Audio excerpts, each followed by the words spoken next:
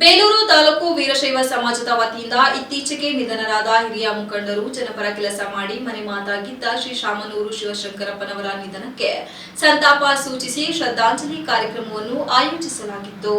ಶ್ರದ್ಧಾಂಜಲಿ ಸಭೆಯು ಪಟ್ಟಣದ ಶ್ರೀ ಬಸವೇಶ್ವರ ವೃತ್ತದ ಬಳಿ ನಡೆಯಿತು. ಈ ಕಾರ್ಯಕ್ರಮವು ಪೂಜ್ಯ ಶ್ರೀ ಪುಷ್ಪಗಿರಿ ಮಹಾಸಂಸ್ಥಾನ ಮಠದ ಶ್ರೀ ಸೋಮಶೇಖರ ಶಿವಾಚಾರ್ಯ ಸ್ವಾಮೀಜಿಗಳ ದಿವ್ಯ ಸಾನ್ನಿಧ್ಯದಲ್ಲಿ ನೆರವೇರಿತು.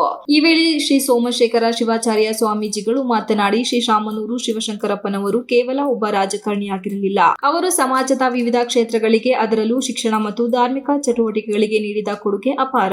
ಅವರಂತ ಹಿರಿಯ ಚೇತನದ ನಿಧನದಿಂದ ವೀರಶೈವ ಸಮಾಜಕ್ಕೆ ತುಂಬಲಾರದ ನಷ್ಟವಾಗಿದೆ.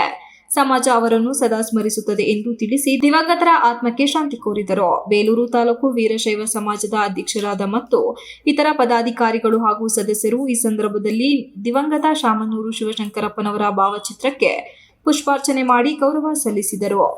ನೆರೆದಿದ್ದ ಎಲ್ಲರೂ ಮೌನಾಚರಿಸುವ ಮೂಲಕ ಸಂತಾಪ ಸೂಚಿಸಿದರು.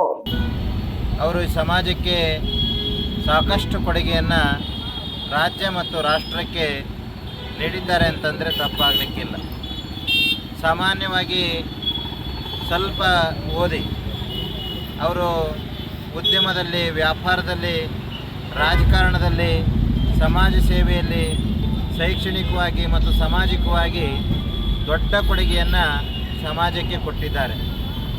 ಯಾಕೆಂತಂದರೆ ಅಪ್ ಟು ಮೆಡಿಕಲ್ ಕಾಲೇಜ್ವರೆಗೂ ಕೂಡ ಎಲ್ಲ ರೀತಿಯ ಯೂನಿವರ್ಸಿಟಿಗಳನ್ನು ಮಾಡಿ ಸಮಾಜದ ಮಕ್ಕಳಿಗೆ ವಿದ್ಯಾಭ್ಯಾಸಕ್ಕೆ ಒಂದು ದಾರಿದೀಪವಾಗಿದ್ದಾರೆ.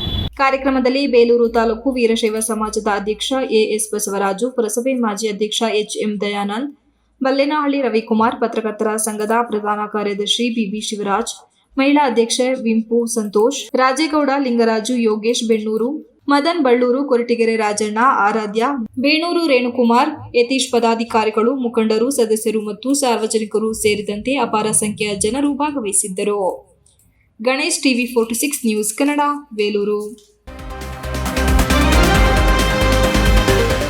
You are watching TV 46 News Kannada.